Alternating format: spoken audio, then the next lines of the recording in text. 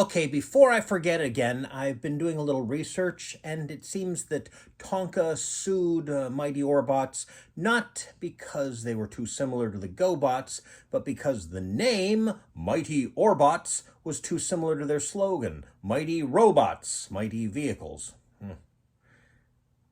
Not quite as stupid as I initially thought, but now we've got episode 8, The Phoenix Factor, which has neither a title card nor an eye catch. Where's the bumper?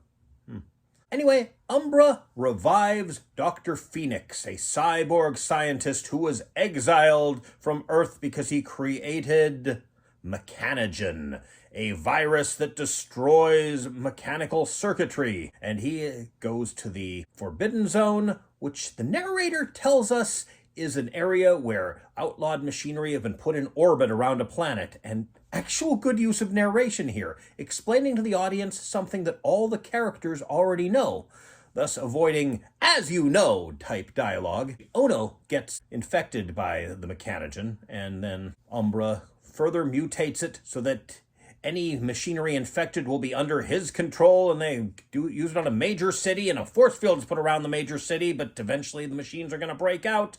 And how can they form Mighty Orbots if Ono is sick? But she barely manages to... Oh yeah, I gotta say something I didn't really realize until watching this episode, that there are certain stock footage sequences, and they don't always use them. Or if they do, they don't always use the full-length form. That's impressive even for some anime series.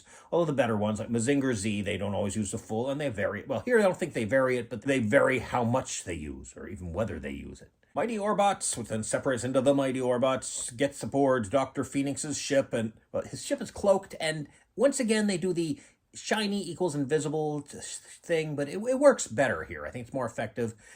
And Boo matches the wavelength. So now if they're both the same kind of invisible, they can see each other.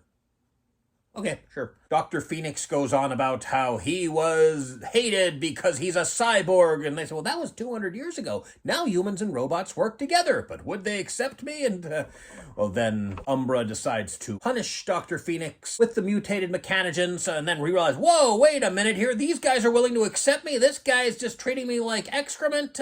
So he agrees to help them make a cure. And they use it on him. And then they use it on Ono. And then Umbra uses the rest of the mutated Mechanogen to take over Phoenix's ship, and it doesn't occur to them to use the cure ray on the ship for some reason. But, well, anyhow, they manage to destroy the ship eventually, and they manage to make it to Earth, and the day is saved and all that. And, well, apparently Dr. Phoenix is going to stand trial, but they will take his cooperation into account, apparently. Yeah, there is the question of why they don't use the cure ray on the ship. Give us some kind of reason. I don't know. And the comic relief is... I mean, a lot of anime has comic relief, but it's usually not this bad. And then again, that's often common with any American animation of that time, so... At least this episode wasn't one where the last words were ha ha ha ha ha ha ha ha. Or were they? Well... Not precisely.